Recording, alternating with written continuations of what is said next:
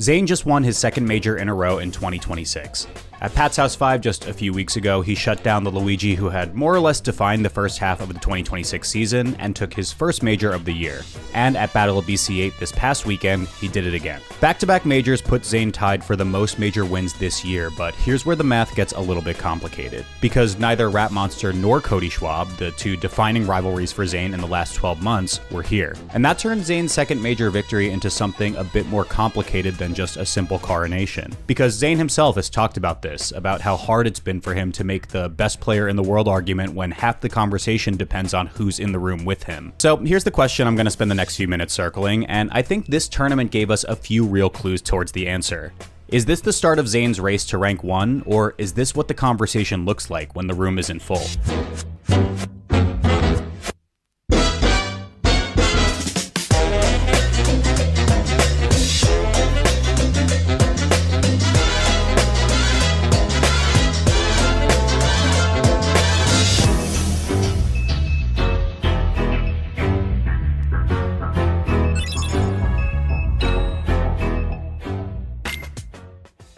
Thank you to Southern New Hampshire University, who's paid for this segment. So, demographic check, like 40% of you guys who watch my channel are at an age where you're probably in school, with another 40% potentially thinking of going back or even looking to try something new. If there's one thing I can tell you as a person who got a master's degree and was very close to staying for a doctorate, the biggest things that always stop people from pursuing higher education are time and money. SNHU is a fully online, nonprofit, accredited university with over 200 programs, and what's more, there are no set class times. You do the coursework on your own schedule whenever it actually fits your day. I can tell you personally, I wish I was able to do this with my curriculum when I was in school, but it just wasn't really very realistic for me to do that. But a few things that actually really stood out to me: their online tuition is some of the lowest in the nation, and if you already have college credits, they let you transfer up to 90 of them towards a bachelor's, which is an insane amount. For reference, that's basically 3/4 of your degree kind of done before you even start. So if you're interested in exploring higher education, you can check out snhu.edu/turndownforALT and request more information today. Undergrad terms start on June 29th, and now's as good a time as any to try to learn a thing or two, aside from what you get from my videos, of course.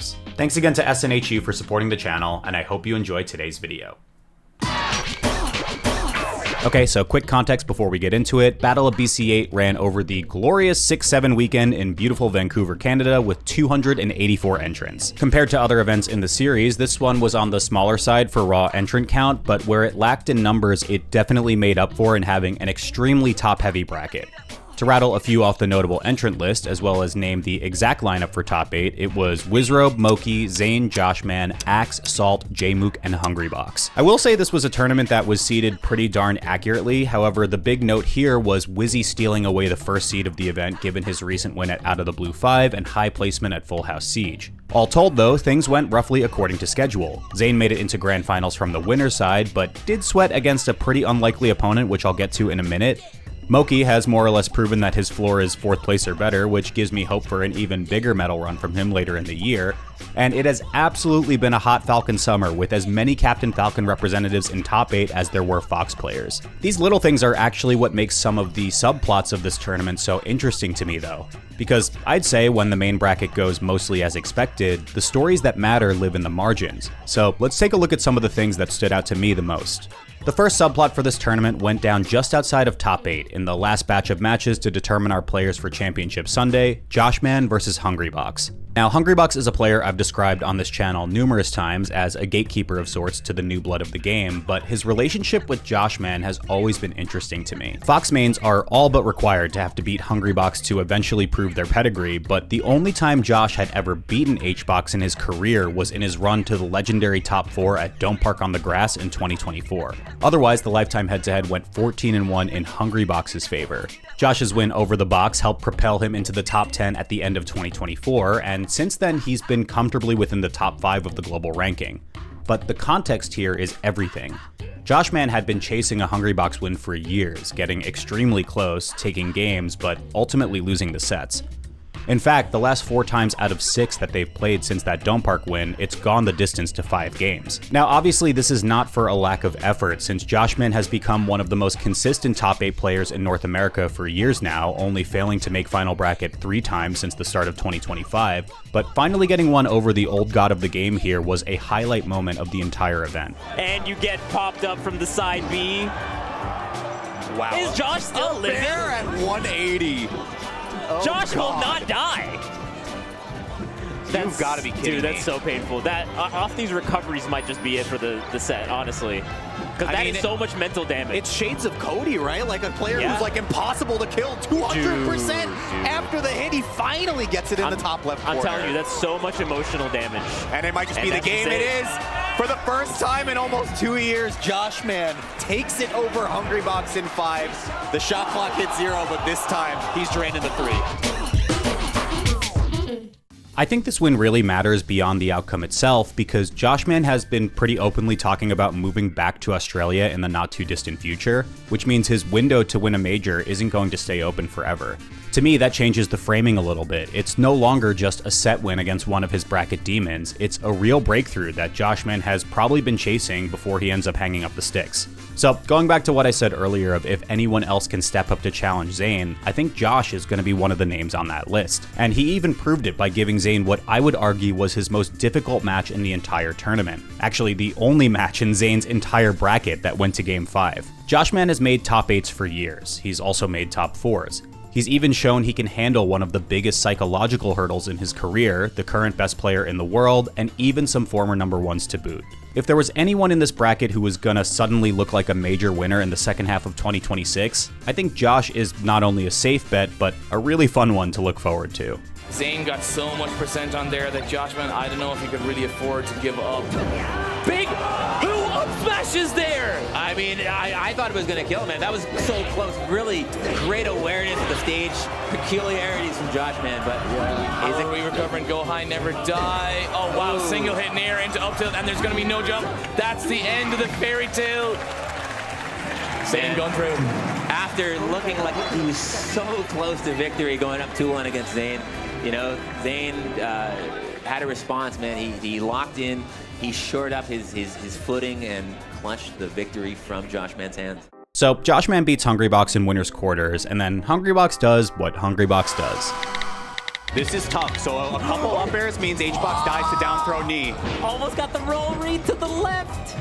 Yeah. Don't give H-Box the roll. Don't give him the roll. Oh, missed the tech, missed the slide off, forward smash. Super scary position by the platform. No up air connection. Why are you drifting in? Why are you drifting in? Oh my God. Oh, what a grab. Insanely good grab. Dash attack. Oh, no he got fair. it. Oh, he can get it. He got it. He's got it. He's got it. He's got it. You got air dodge up, air dodge up, air dodge up. He's got it. H-Box has closed it out in 5. His first win of the year, and look at this guy go. A monstrous pop-up, a well-deserved pop-up. That was too clean. He has the power. Oh my God.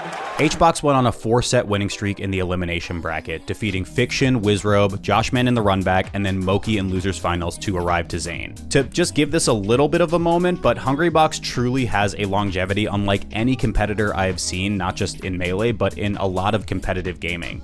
He's been playing competitive Melee almost twice as long as the rest of the field at this point, and he has a real argument to be considered top 3 in the world right now. Players in their late ages in most competition don't often just stay top tier. They usually fall off, maybe find a comfortable upper mid slot, and become still good but not what they once were.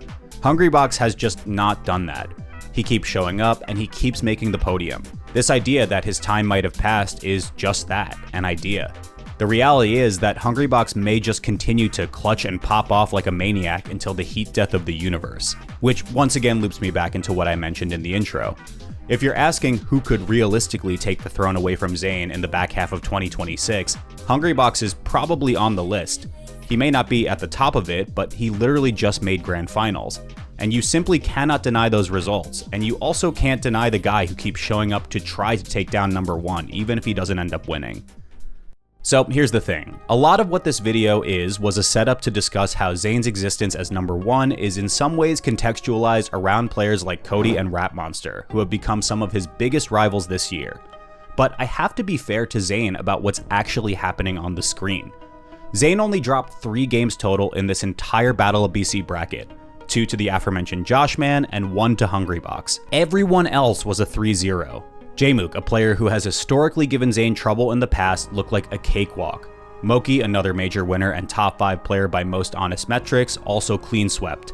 He didn't even get a chance to face off against Wizzy, the first seed of this tournament and what was expected to be the grand finals at Battle of BC, but I think the general theme is this. Whenever Zain is presented with a challenge, whether that's in 2018 when he took his first major over a grizzled veteran who just won't say die, or in 2026 when a high schooler with homework due the next day packed him up with Luigi, Zain ultimately finds a way. The conversation we're having about Zain's competition isn't really relevant to Zain's legacy as a player. He is undeniably one of the best players to touch the sticks in modern Melee, period. But what the conversation instead tells us is about what level of competition validates the throne, and that's a more difficult one to answer. If players like Cody, who is considered Zain's greatest rival, continue to be absent from majors, this question doesn't really get easier to resolve, but instead is replaced by new rivals.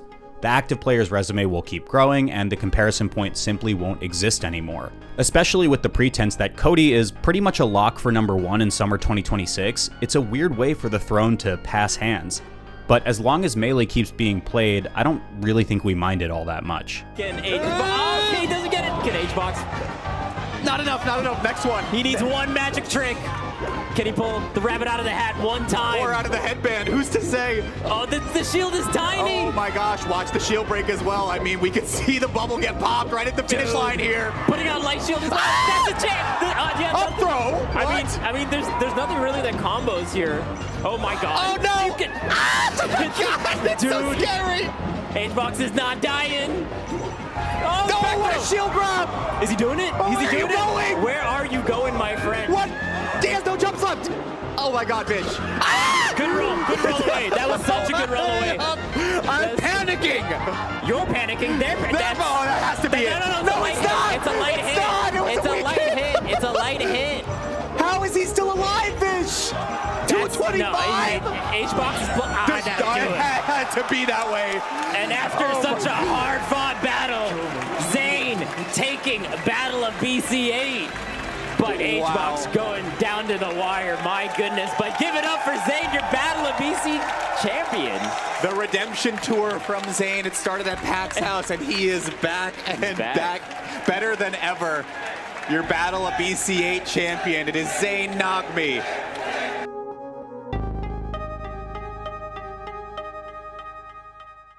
So, was Battle of BC8 the start of Zain's run at #1, or is this what the ranking conversation looks like when the room isn't as full as we'd like it to be? I think the honest answer to this question is a little bit of both. Zain said it himself, sometimes he slumps and then goes on tournament streaks where he looks simply unstoppable. Everyone in Zain's bracket this past weekend got handled here, and there's real weight to that. But the conversation also has a Cody-shaped hole in it, and the longer Cody stays absent from majors, the more that hole defines the conversation.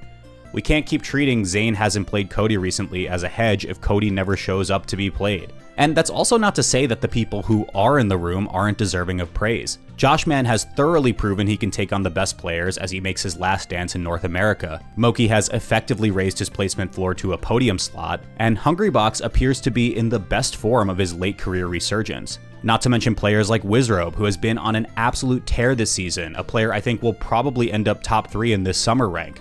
Salt showing us fast and furious Captain Falcon play. Axe in a similar position to Hungrybox with unmatched longevity at the top of the game. And Jmook, who can turn on the jets at any point and make the upper echelon sweat. The next wave is riding in, but Zain is also sitting on top of it, waiting to see if anyone else can rise to the occasion before the year is out. The next announced major will be another Canadian one, Get on My Level 2026 at the end of July. Zain will be there, RapMonster will be there, I'll hopefully be there, Cody, we'll see. Either way, this is Zain's moment to lose, and right now, I don't really think he's losing. Thanks for watching. What does this victory mean to you right now? Just finding my groove again. I feel like I'm a player that I go on like winning streaks in tournaments, and like once I find like my style and just like momentum, I've always done really well in the summer, and I'm just happy that I'm on a 2 tournament streak. I think I can keep it up. Big thanks to my top tier patrons and YouTube members. You can check those links out if you feel like supporting the channel and you more importantly have the disposable income to do so. Thank you to Avishua Stein, Bobby Wasabi, Brent Mukai, Carter Roberts, Dark Genex, Eric is Cool, Gustavo Cantu Fernandez, James Fabman, Justin Duncan Mills, Kyle Carlin, Marshall Bradley, Michael Talamo, Prakhar Sinha, Rosewood, and Sam Wright.